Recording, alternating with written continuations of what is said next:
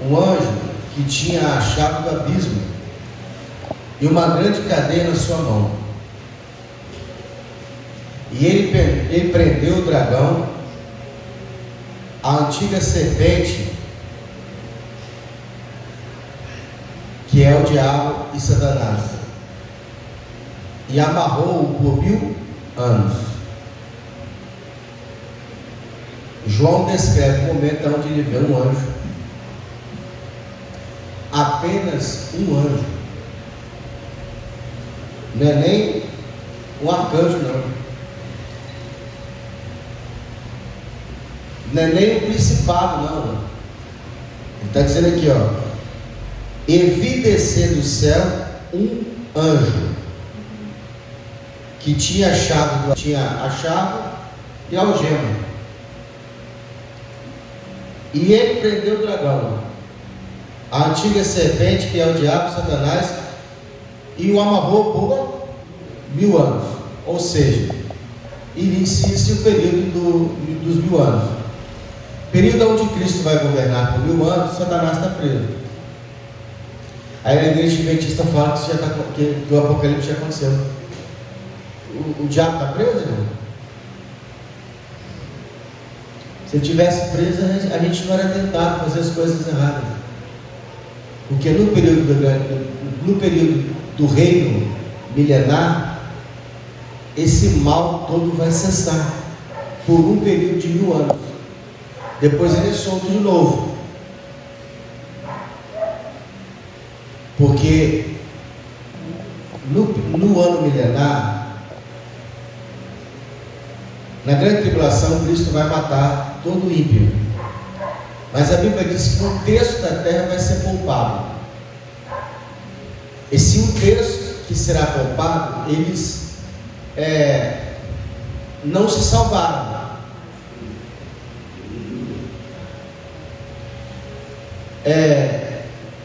Porém, eles serão adentrados à eternidade. Eles não têm a salvação, a eternidade dentro deles, mas eles vão entrar à eternidade, porque o período milenar já é a eternidade. E eles serão poupados. Para quê? Para repovoar a terra. Porque os salvos, quem for salvo, já não vai ter mais essa coisa de relação sexual, pai, mãe, filho. Então, da onde vai vir as crianças que vão repovoar a terra?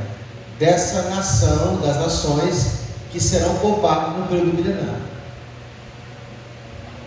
Enquanto isso, Satanás está preso.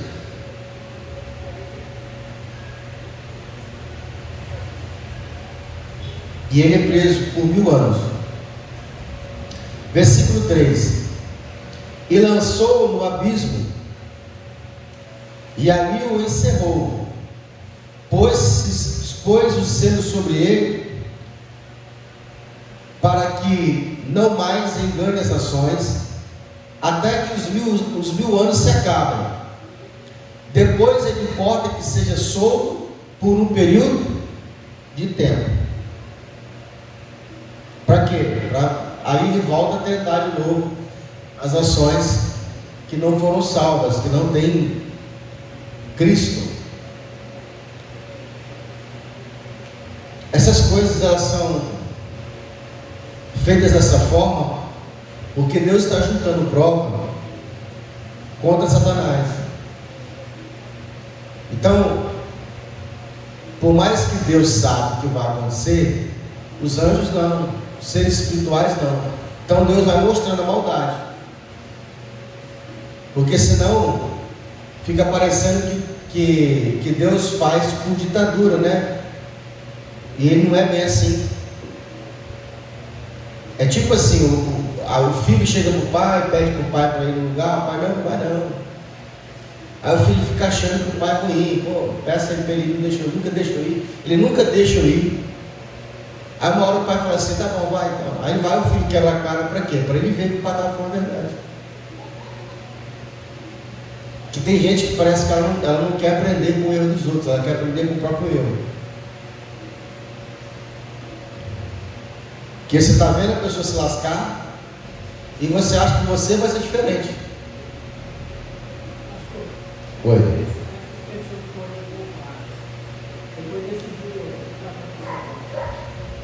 Então, elas estão lá. Muitos vão viver muitos anos. Por quê? Porque vão comer da folha da árvore da vida. Então, eles serão...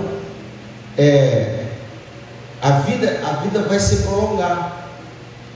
Só que como eles não têm a salvação, quando Satanás vier tentar as nações, vai tentar quem? Essas pessoas. E eles vão ceder ao mal. E eles vão se levantar contra Cristo. Aí Deus vai destruir eles. Entende? Eles estão ali para um período, para um bem, né? Eu não sei ao certo, que a Bíblia não fala, se haverá alguma forma de salvação nesse período. Se essa pessoa, né, se arrepender na hora, de repente ela convivência, e ela clamar e tal, tem uma chance para ela. A Bíblia não fala isso. A gente estuda, então não fala. Então a gente só prega aquilo que a gente já viu que está escrito, porque tem coisas que nada se revelado. Talvez haja uma forma de julgá-los, porque eu acredito que Deus é misericordioso, e possa ser que essas pessoas tenham alguma forma de ser poupada, né? De repente, elas, pela convivência com Cristo, com o reino de justiça, elas não cedam, porque o diabo, ele só vem, o diabo, ele não faz você fazer o mal, ele desperta o mal que está dentro de você. Entende? O diabo não pode, por exemplo, uma menina casta, uma menina que tem princípio, entendeu? O diabo não pode simplesmente chegar nela e fazer ela virar uma prostituta, uma mulher devassa, não. Ele simplesmente, a Bíblia diz que nós somos envolvidos pelos nossos próprios pecados. O diabo, ele não pode colocar o mal dentro de nós, ele simplesmente manipula o que está dentro de nós. Por isso as provações, por isso eu sou provado, para que o mal que está em mim se manifeste, assim como o bem. Então, quando eu sou provado, o que está em mim é posto para fora. O que eu ouço dizer é o seguinte: o dinheiro, ele não muda ninguém. Ninguém piora porque tem dinheiro. Ela simplesmente, ele potencializa o que estava dentro dela. Tem gente que com pouco dinheiro é uma coisa, colocou muito dinheiro, ela é a mesma coisa. O dinheiro não piorou ela. Mas tem gente que, se pegar dinheiro, a pessoa pegou dinheiro, virou arrogante. Não, já era. O dinheiro só potencializou aquilo dela. Da mesma forma o poder. Tem até uma brincadeira no Instagram. O cara chega para a esposa e fala bem assim: o que você faria se aí o senhor ganhasse na Mega Sena? Eu pegaria a minha metade e separava com você. Te largava. Ele falou: então tá aqui a sua parte. Ganhei R$32 na Mega Sena. Tá embora, pode ir embora, tchau. Ou seja, ela achou que era com dinheiro e já manifestou que ela era. Então, será que se eu ganhar dinheiro, quem eu vou mostrar que eu sou?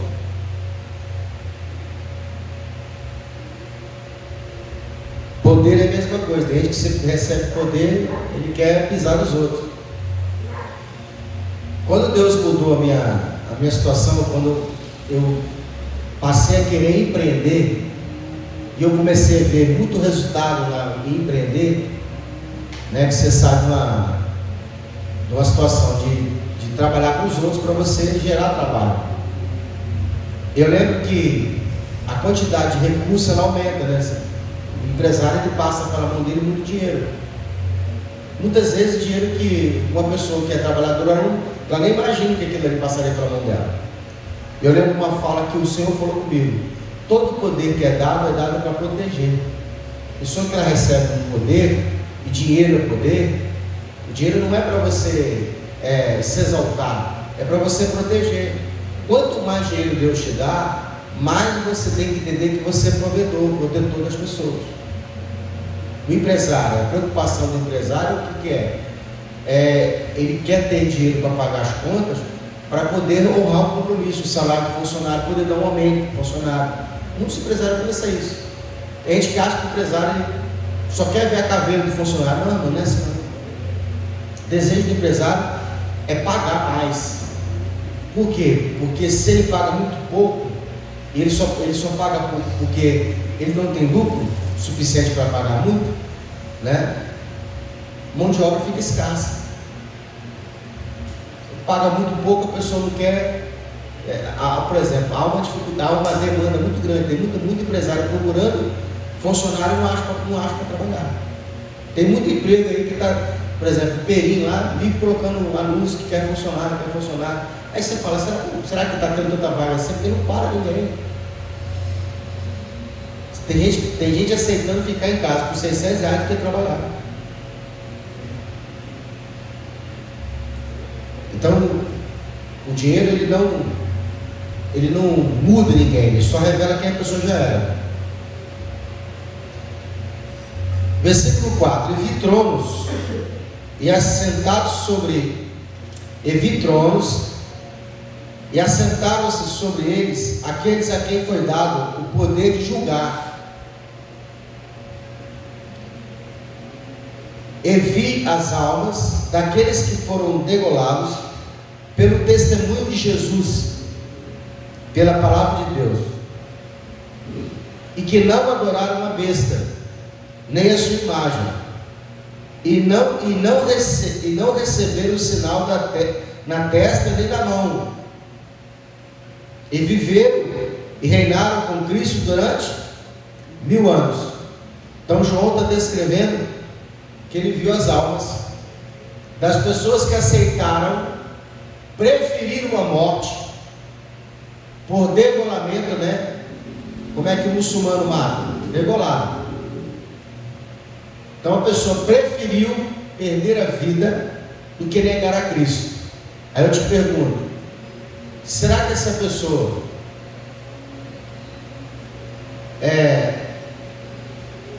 aqueles que estão hoje fazendo um pouco mole por evangelho, vai ter essa fé?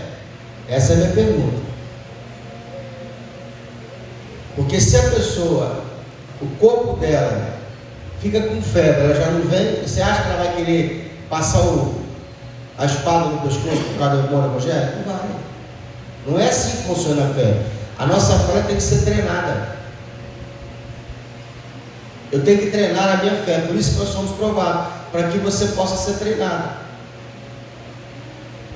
Por exemplo, você nunca perdeu o emprego, aí de repente Deus permite que você perca o emprego, aí você fica sem chão, porque você estava sempre naquela fé de que nunca vai acontecer com você. Aí você passa por um período de desemprego, aí você viu que não morreu, não ficou doente, não passou fome. Eu lembro que quando eu trabalhava de carteira assinada, eu perdi um emprego que eu amava tanto. Por quê? Irmão, benefício. A pessoa CLT, ela quer benefício, ela não quer nem saber quanto que é o salário, não. Ela quer saber assim, quanto que é o ticket, quanto que é o plano de saúde. É benefício. Às vezes o salário é um salário cedo, mas se tem um ticket lá, já fica feliz, mano. Tem um ticket, plano de saúde é top. Isso mexe com ela. Então,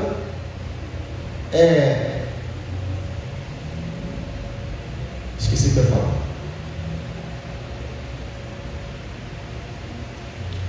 Pessoa que era treinada, passa por dificuldade. Quando eu trabalhava, achava que, quando eu perdi meu emprego, a primeira coisa que eu pensei, perdi o plano de saúde. Eu trabalhava para a Gazeta, entregando jornal, o plano de saúde dela era top, muito bom mesmo, era Unimed de ponta. A única coisa que não tinha era assim, se você fosse na Unimed mesmo, você era bem entendido, fazer todos os exames, pagava nada. Do bom e do melhor. Você tinha que ir na Unimed, você tinha que ir no hospital da Unimed, não podia ir em qualquer lugar. Você podia ser atendido nas redes e para alguns atendimentos. Mas se você fosse no hospital da Unimed, tudo bom e melhor. Pensei comigo, perdi o emprego. Pronto. Tem que ir para o SUS agora. Você entra em colapso. Aí você descobre, se você trabalhar para você mesmo, você pode pagar um plano também de saúde, né? Você pode fazer com o seu dinheiro. Aquele ticket que você achou que era tudo, você vai ver que é besteira. Então nós somos treinados, somos provados para que revele quem nós somos.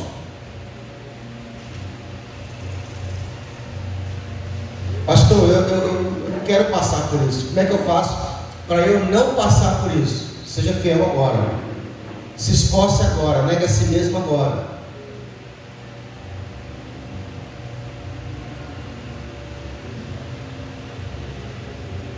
Versículo 5. Mas os outros mortos não reviveram, até que os 1000 anos se acabaram. Esta é a primeira ressurreição. Bem-aventurado e santo aquele que tem parte na primeira ressurreição. Sobre esses não tem poder a segunda morte, mas serão sacerdotes de Deus e de Cristo e reinarão com Ele por 1000 anos. Quantas ressurreições vai ter? 2. Quem é que passa pela primeira ressurreição? Todo salvo. Tem pessoa que ela não vai conhecer, não vai ser ressuscitada, né? Eu acredito que a nossa geração verá a volta de Cristo em vida. Quem não morrer até lá, né, vai ver Cristo voltar. Então vai haver a primeira ressurreição. O que é a primeira ressurreição? Todos aqueles que morreram em Cristo, estão mortos, eles serão ressuscitados. Então quem vai ser ressuscitado? Todos salvos. A primeira ressurreição. Qual que é a segunda ressurreição? Os ricos. Todos aqueles que vão ser mortos e não foram salvos, eles serão ressuscitados no final, para julgamento e condenação eterna. Então a segunda ressurreição, ela é para condenação. A pessoa ela vai ser ressuscitada, ela está no inferno, queimando, sofrendo, aí ela vai sair de lá, vai voltar para o corpo dela, para receber a sentença e ser jogada no lago de fogo e enxofre. Ela estava ruim, muito ruim, e vai para um lugar pior. Cara, eu vou nem pensar nessas coisas, né?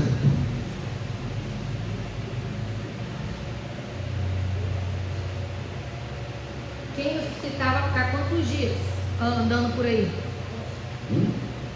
Quem ressuscitar? Tipo assim, eu morri, estou salvo, eu ressuscitei, eu vou parar lá em casa. Quanto tempo que eu vou ficar viva? A Bíblia diz que o período entre a ressurreição e a imortalização é 40 dias, né? Esses 40 dias aí, a pessoa ela passa por um período de transição, como Jesus. A Bíblia diz que quando Jesus ele ressuscita, ele fica 40 dias ainda na terra, vai em cima, volta, vai em cima, volta, né? Ele foi até o Pai, voltou.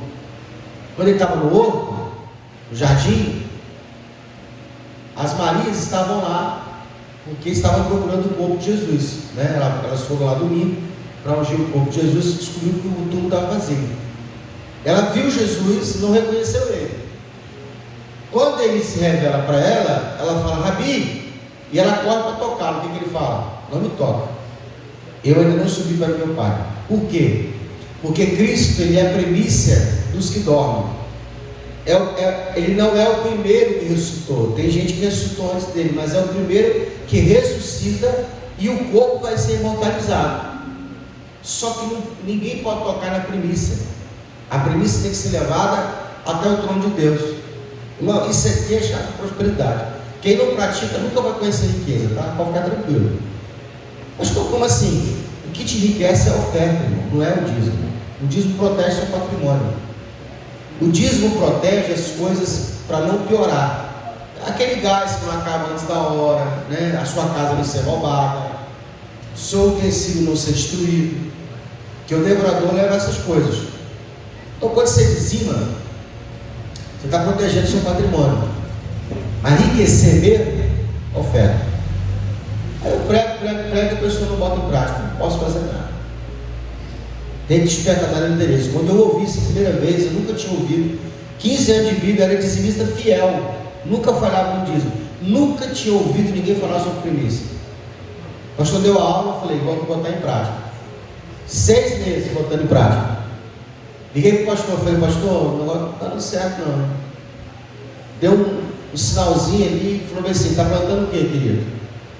Ele, está plantando o que? Alface, pé de jaca, maçã. Falou, tem oferta que você planta que leva um ano para dar resultado. Tem oferta que está logo. Ele falou, primícia, ela tem que pelo menos um ano aí. E realmente, depois de um ano ela deu efeito. E a minha vida financeira nunca mais foi a mesma. Depois que eu entendi o que é a premissa. Então Cristo, ele não deixa Maria tocá-lo, uma das mulheres tocar nele, por quê? Porque ele precisava até o Pai. Trazendo isso para a sua vida, quando você tira a oferta de primícia, você consagra um dia do seu trabalho. A gente trabalha 30 dias, né? Aqui a gente trabalha por dia. Você recebe um mês, mas é referente a 30 dias de trabalho. Você consagra um dia de trabalho. É a primeira coisa que você faz é tirar essa oferta. E aí você consagra e entrega na mão do sacerdote. O que acontece, pastor? Aquilo que você faz, o que você trabalha? Mexe com o quê? Você trabalha com pedreiro, você trabalha com... Na sua área profissional, Deus vai começar a mexer ali. Aumento de salário, vai aparecer demanda. Imagina um pedreiro. Cara, ele vai começar a rejeitar serviço. Porque tanto serviço que vai aparecer. A tendência é que a sua oferta de primícia, ela seja maior que o seu salário. Né? Se Deus tiver que tirar você do emprego, Ele tira. Fez comigo, eu era motoboy. Eu comecei a primicial, eu era motoboy. Eu fiz um cálculo lá, eu recebia 3 mil por mês. Era R$100 de oferta. Deu assim, os R$100 quase chorando. Fazia falta, né? Hoje R$100 é vergonha. Eu olho para os R$100 e falo, é vergonha. Ah, pastor, eu sou soberbo. Não, irmão, porque você passa pela sua mão tanto recurso que você vê que aqueles R$100 era besteira. Mas por que mudou? Porque eu entendi que é a primícia que transforma muita gente. A oferta de primícia. Tem 7 anos que eu faço isso. Todos os meses vai crescendo. Hoje eu olho para a minha empresa, o que ela está fazendo, o que ela está se tornando, não para, está só crescendo. Aí você olha para aqueles R$100 no começo e fala assim, misericórdia, eu tinha dó de entregar, porque a gente acha que vai faltar, tá, irmão? Normal. Vai fazer falta esses R$100. Não faz falta. Deus nunca quer o seu dinheiro, Ele quer te enriquecer. Mas para isso, primeiro ele precisa fazer o quê? Ele precisa tirar do seu coração o poder que o dinheiro traz. Se você entrega o dinheiro, você está dizendo para Deus assim, ó, eu prefiro no Senhor a sua cobertura do que o dinheiro. Está aqui o dinheiro. E aí ele te dá essa cobertura. A intenção de Deus é que você seja provedor, não seja provido, tá? A intenção de Deus é que todos nós sejamos provedor. 70.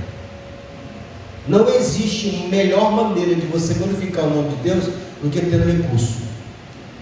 Que você abre uma porta para uma pessoa, eu já ouvi vários testemunhos de motorista que agradeceu por eu ter tido essa ideia de alugar carro para trabalhar.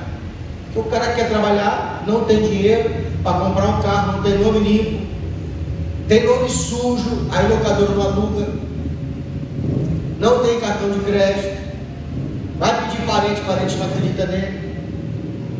Aí encontra um doido que aluga um carro para ele trabalhar com o nome sujo. Ele pegou o dinheiro emprestado para a agiota, deu para o dono do carro. Ele consegue com o carro pagar o agiota, pagar o dono do carro e levar o dinheiro para casa. Ele agradece. E quem moveu tudo? Deus. Então nós somos chamados para ser provedores. Mas os outros mortos não reviveram até que os 1000 anos se acabaram. Esta é a primeira ressurreição. Bem-aventurado, santo é aquele que tem parte na primeira ressurreição. Sobre esse não tem poder a segunda morte. Por que segunda morte? Porque o cara já morreu uma vez, vai ser ressuscitado para morrer a segunda vez.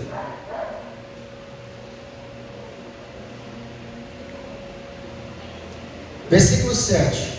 E acabando-se os 1000 anos, Satanás será solto da sua prisão e sairá e enganará as nações que estão sobre os 4 cantos da terra, Gog e Magog, cujo número é como a areia do mar, para os ajudar na batalha. Aí ele tenta as nações, as pessoas não têm no coração a salvação ainda, não tem na alma, a alma não está salva, então a corrupção está lá dentro, está só adormecida, né? É igual a pessoa que assassina, a pessoa que rouba. Tem gente que tem facilidade, tem tendência a roubar, mas está lá adormecida. Por quê? Porque não teve oportunidade, né?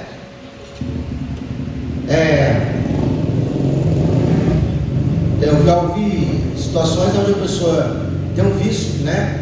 Viciado em droga, mas fica muito tempo sem usar droga. Por quê? Porque não teve um momento ali para poder fazer com que ela usasse.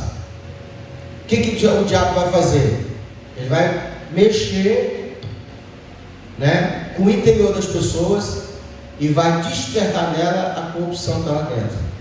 E aí essas pessoas vão se levantar contra Cristo. E aí Cristo vai destruir eles e o diabo também. E subiram sobre a largura da terra e cercaram o arraial dos santos e a cidade amada. Rebelião. Mas desceu fogo do céu e os devorou. E o diabo que os enganava foi lançado no lago de fogo e enxofre, onde está a besta e o falso profeta. A besta e o falso profeta foi lançado lá primeiro, inaugurou. Lá não tem ninguém. Ele, o falso profeta e a besta serão os que vão inaugurar o lago de fogo e enxofre. Satanás vai ser o quê? Guardado. Guardado por quê? Porque Satanás, ele é uma ferramenta de Deus, né? A Bíblia diz que ele é a vara de medir. Ele é aferidor de medida. A besta e o falso profeta. Não. São 3 pessoas distintas. O anticristo, o falso profeta e a besta são 3 pessoas distintas.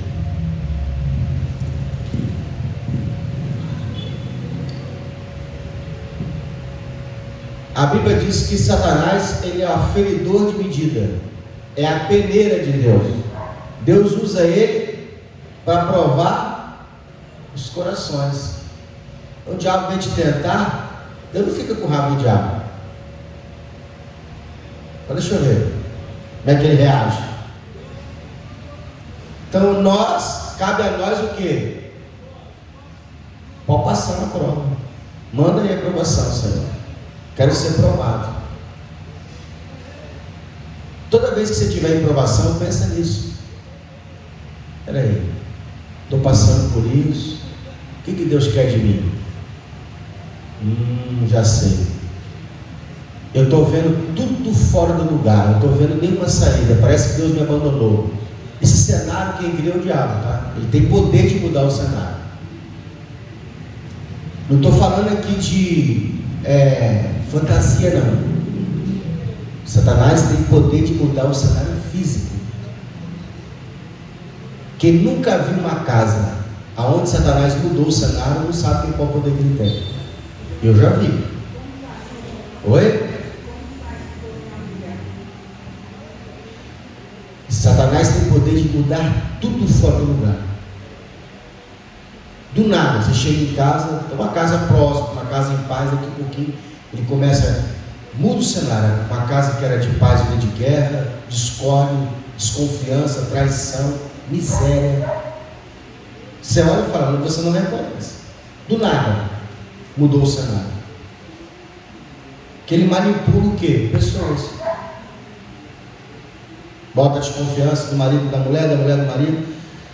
Primeira coisa que o diabo faz, ele não pode nunca tentar o marido ou a esposa se os dois estiverem unidos,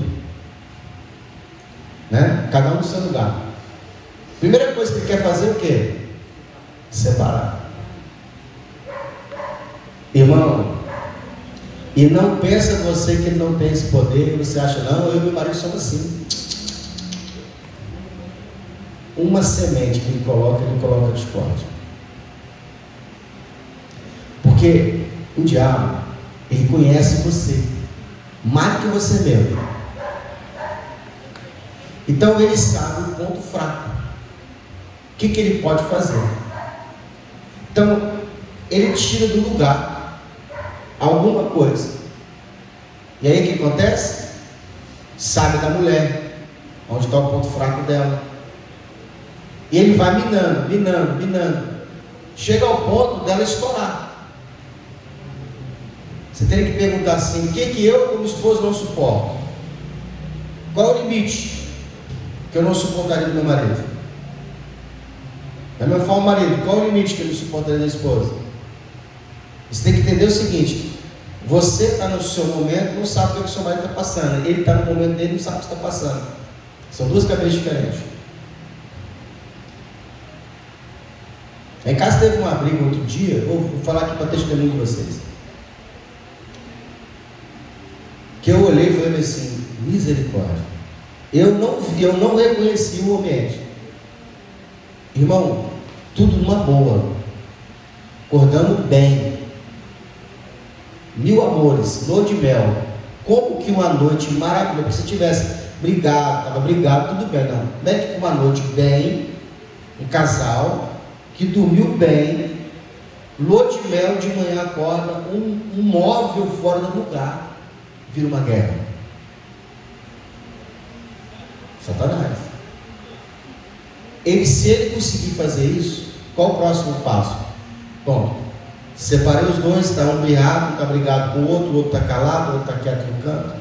Aí vai começar a jogar seta. E as bandejas virão. É o que ele quer.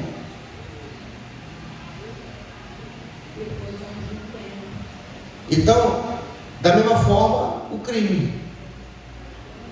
O cara vai passando. Nunca é uma ação. O cara que puxou uma arma e matou uma pessoa não foi aquele momento. Se puxar o fio da conversa lá para trás, vem acontecendo uma série de coisas antes para chegar naquele ponto ali a pessoa descarregar uma arma. Que se o cara estiver bem, ele vai até ter controle emocional. Deixa lá. Mas vai acontecendo um monte de coisa. Eu lembro uma vez que eu reagi a uma ação de uma pessoa. E eu sou um cara tranquilo, não sou um cara violento. Detesto confusão. Eu fui para cima de um cara, eu estava com uma chave de fenda grande, desse tamanho assim, ó. Eu amo ferramenta. Essa chave, ela quebrou o cabo e eu dei com uma pessoa que mexia com plástico. Né? Lá na perto de casa tinha a antiga plastical que fazia plástico. E a pessoa fez um cabo de plástico para mim, pegou ali o plástico quente e fez do cabo da ferramenta. Eu amava, eu dei até hoje ela. Eu amo essa ferramenta. Ela é desse tamanho, a chave de fenda. E eu andava com ela sempre no bolso, porque eu mexia com internet no poste. E ela é boa, porque ela tem pegado, você bota ali, né? Eu estava ali pro lado da Embratel, ali na Rodovia do Sol.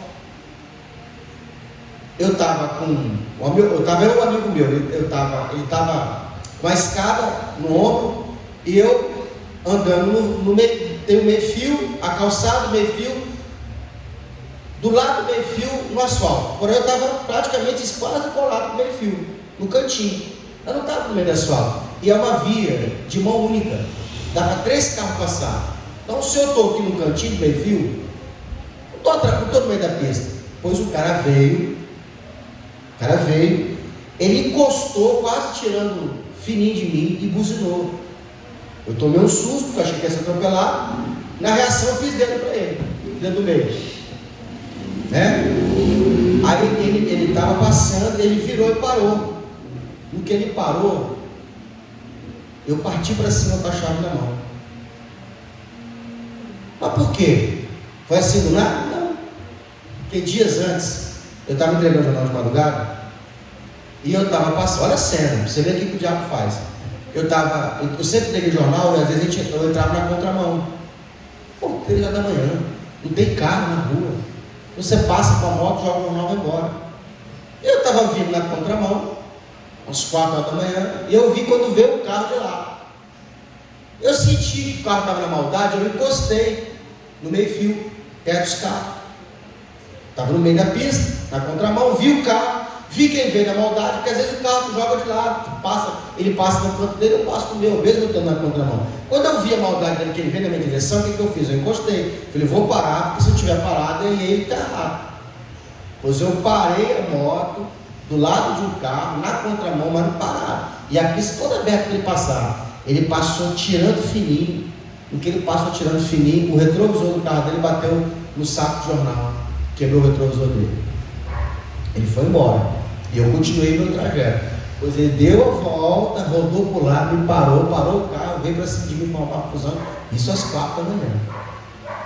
E aí ele me agarrou pelo braço, me obrigando a pagar o retrovisor dele. Isso às 4 da manhã. Como eu não tinha defesa, eu estava ali imobilizado, eu acabei meio que refém do carro. Paguei o retrovisor, só que aquilo ficou o quê? Na minha cabeça. Deixa que só que eu falo, tá?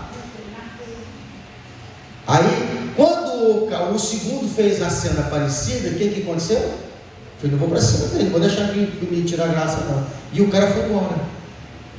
Então o diabo ele vai fazendo o quê? Ele vai criando cenários para que a pessoa faça o quê? Chegar no limite dela. É isso que é mudar o ambiente. Ambiente de pobreza, miséria. Quando ele quer te criar um ambiente de miséria, ele não simplesmente ele vai te dando tombo, você vai tomando quedas financeiras. É uma coisa que estraga, é outra coisa que estraga, suscetivelmente, uma atrás da outra, ao ponto de você ficar o quê? Sem recurso. E se ele te der uma rasteira, você se levanta. Pode perceber como é que ele fez com Jó. Foram várias pancadas de uma só vez. Primeiro ele tocou o quê? Na finança de Jó. O seu patrimônio foi o quê? Dilapidado. Ação da natureza. Pode perceber, fogo caiu do céu, ação da natureza, né? Depois um assalto. Os bandidos vieram e levaram o rebanho. Então foram assim, ações uma atrás da outra. E é assim que ele age. Quando na sua vida espiritual, financeira, emocional, profissional, acontecerem suscetíveis reações contrárias, você pode duvidar. Não, uma atrás da outra tem um troço de errado. Não é normal. Uma situação acontecer é interessante, mas uma atrás da outra, Satanás. O que você tem que fazer? Liga o alerta espiritual. Estou sendo provado. Está acontecendo, Deus permitiu. Se Deus permitiu, o que você tem? Na hora de pensar, estou sendo provado.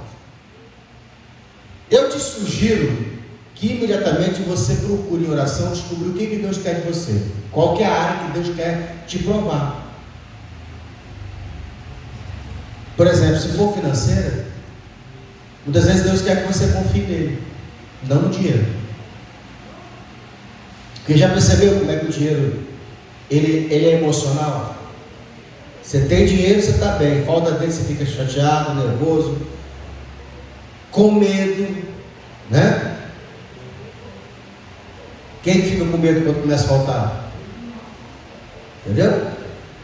Então, a confiança que nós temos no dinheiro é a falta da confiança em Deus. O dinheiro ele é emocional, irmão. Pode ter certeza. Tem gente que fica abalado com doença. Entende? Tem gente que fica abalado com a ação familiar. Alguma coisa acontece no meio da família. Abala a pessoa. Né? Então, o diabo ele faz isso. Ele vai criando cenário, mudando o cenário. E ele vai nos tentando. Dúvida. Ele sempre coloca dúvida em nós. Principalmente acerca da nossa fé em Deus. A nossa fé é abalada porque ele coloca dúvida. Porque na nossa cabeça, estou buscando a Deus, eu estou o quê? Debaixo de proteção, cobertura. Então, se alguma coisa acontece que não deveria acontecer, isso te traz o quê? Dúvida. Aí você fala, será que é mesmo assim? Será que Deus não está me vendo, não? Né? Se Deus permitiu, sempre é bom você entender o seguinte: se Deus permitiu algo, principalmente injustiça, quando você estiver passando por uma injustiça, pastor, o que é injustiça? Porque quando você erra, e aí vem uma reação, né? Você fala assim, não, eu procurei, pisei na bola, pequei, né? Então, normal que Deus me cobra. Mas imagine você não fez nada de errado.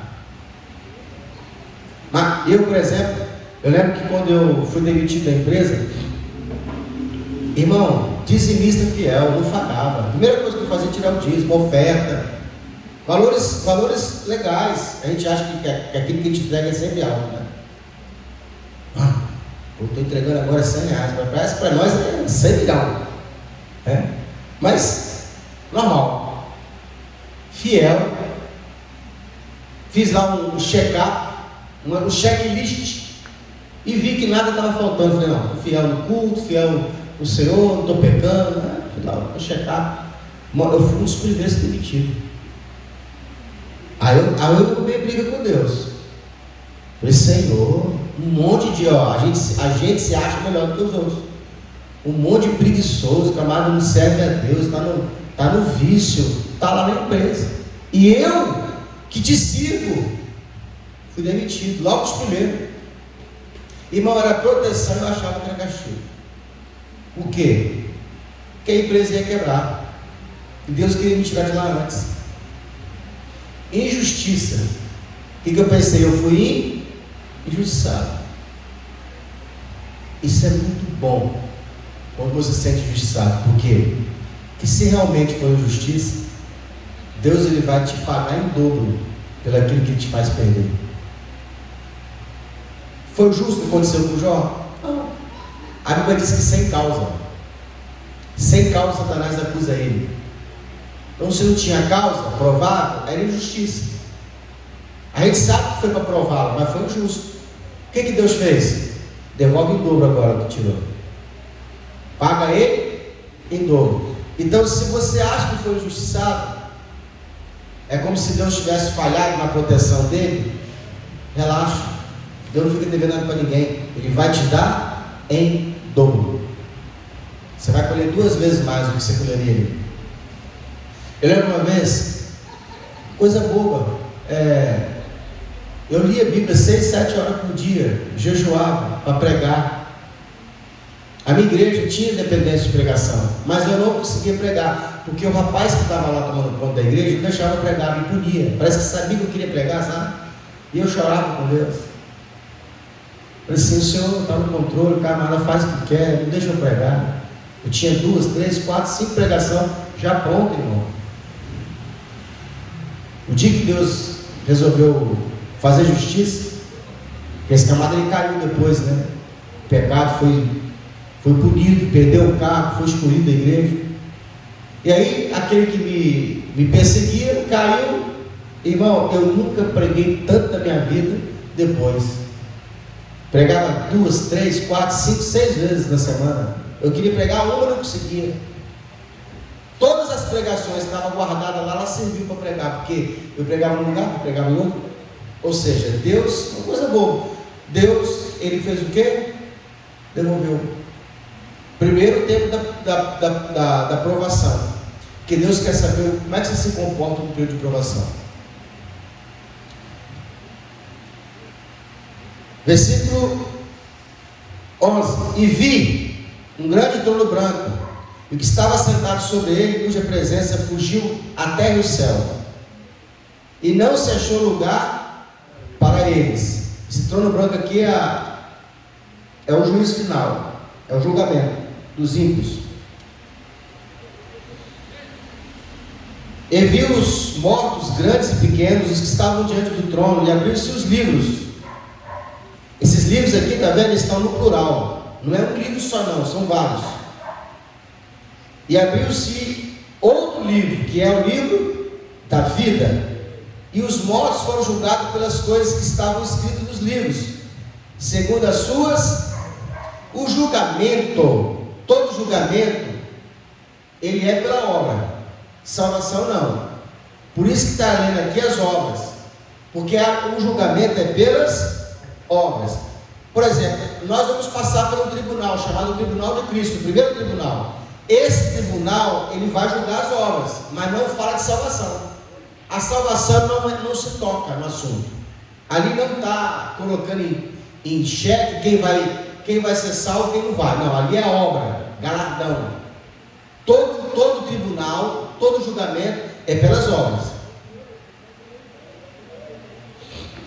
E deu ao mar, 13, e deu ao mar os mortos que nele havia, e a morte e o inferno deram os mortos que neles haviam, e foram julgados cada um segundo as suas obras.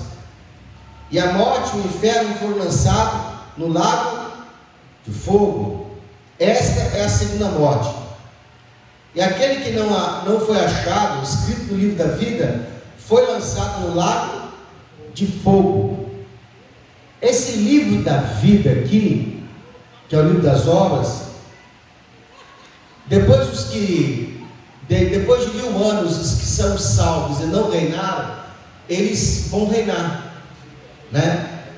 A pessoa vai vir o arrebatamento, a pessoa vai ser julgada, salva, não achou obra para reinar, ela não reina, fica na terra, é punida, é presa, é disciplinada, mas durante um tempo depois ela é purificada e ela vai reinar com Cristo no final. Ela vai passar por esse processo e aí o nome dela vai ser incluído no livro da vida depois. Então, quem são as pessoas que não vão ter o livro da vida? Esses que não reinaram com Cristo.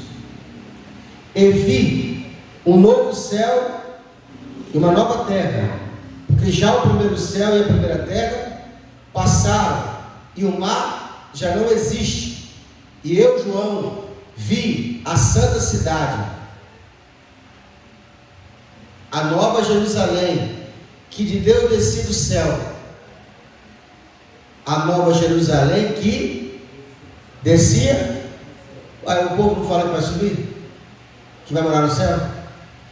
Por que a cidade está descendo?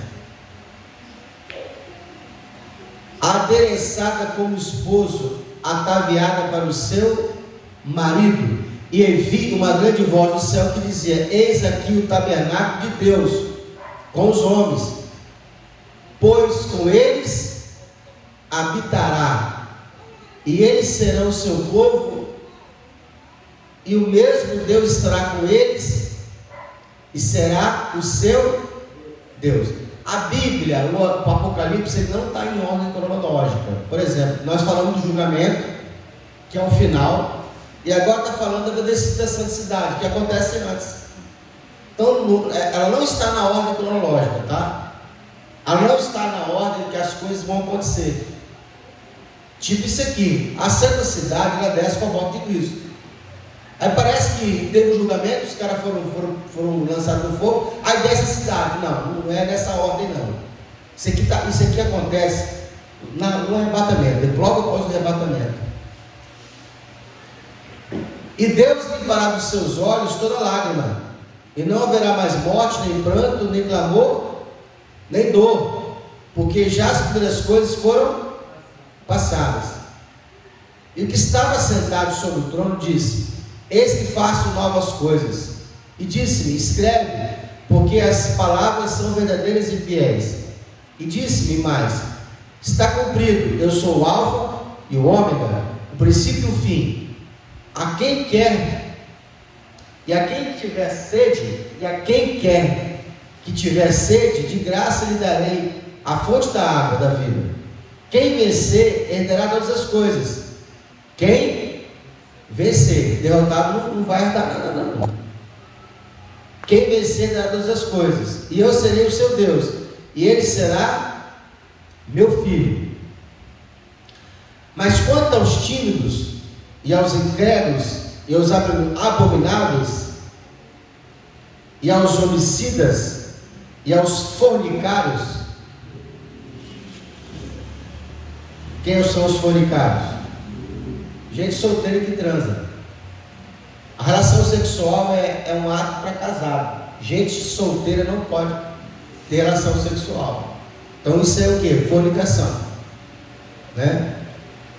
Gente casada que está separada e tem relação com outra pessoa que não seja o cônjuge, isso aí é adultério. Então, uma vez que você é casado, seu cônjuge é vivo, você não fornica, você adultera. Solteiro, namorou com alguém, não é casado, tem relação, fornicação. Aí quer dizer aqui, mas quanto aos tímidos, aos incrédulos, aos abomináveis, o que é abominação? Existe uma lista de pecados levíticos, o que é pecado e abominação. Existe o pecado, e existe pecado que é abominação. Exemplo, relação com o animal, abominação, né? Relação com o cadáver, gente que faz sexo com o morto, abominação. Tá por fora, tem gente que fica violando o cemitério lá, pegando os túmulos lá para ter relação com o morto. É o nível que a pessoa está. Idolatria, feitiçaria, pecado de abominação. Que aí tem gente que fala que pecado tem tamanho, né? Mas pecado tem tamanho, tem sim. Olha para a consequência dele, você vai ver o tamanho do pecado. Uma coisa é você ver um filme, outra coisa é você praticar o ato, né?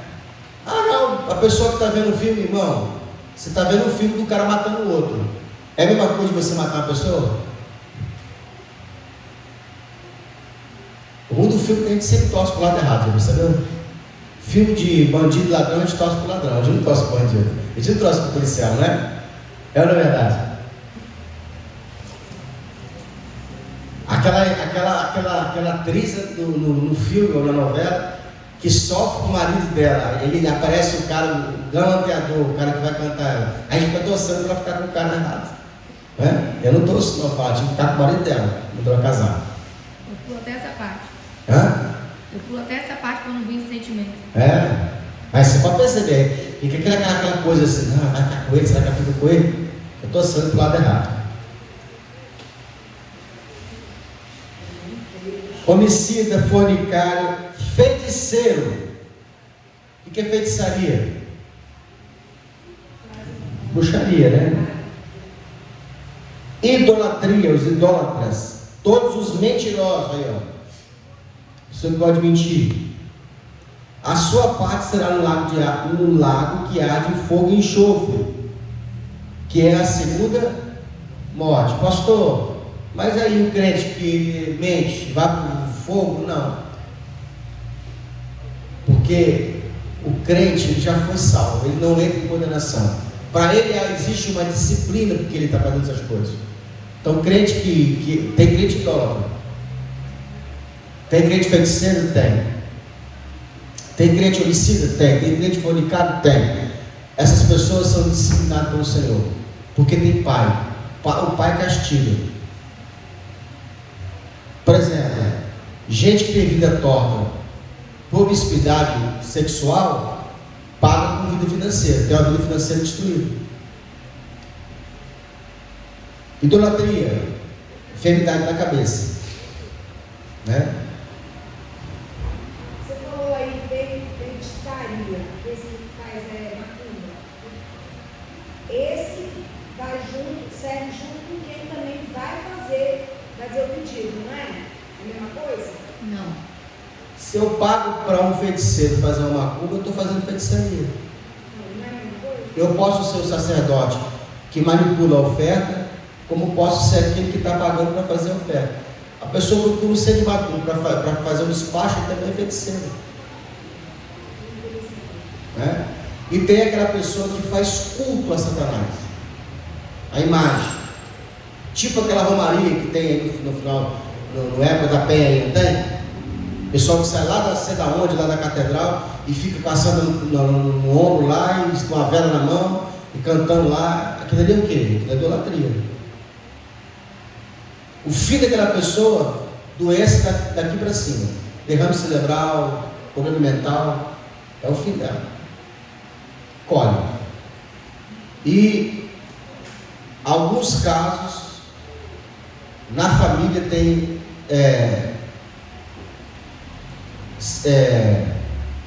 ou lesbianismo ou homossexualismo, né? Lesbianismo é mulher com mulher. É visitado nessa família, por exemplo, pessoa que mexe muito com procissão, esse tipo de coisa. Na família, aí aparece uma pessoa que tem essa tendência homossexual. A causa disso é a idolatria. Então eu não estou inventando, não, está na Bíblia. Tá? Já dei essa aula para vocês. Se alguém tiver dúvida, depois pergunta. Então pode perceber na família de quem tem que alguém ali é católico. Ou então da Umbanda. Pode perceber. Até a terceira e quarta geração. Pode pesquisar o pai, a mãe, o avô, quem está vivo ou que morreu, que mexia com isso. Isso aí é sentença divina, não tem jeito não.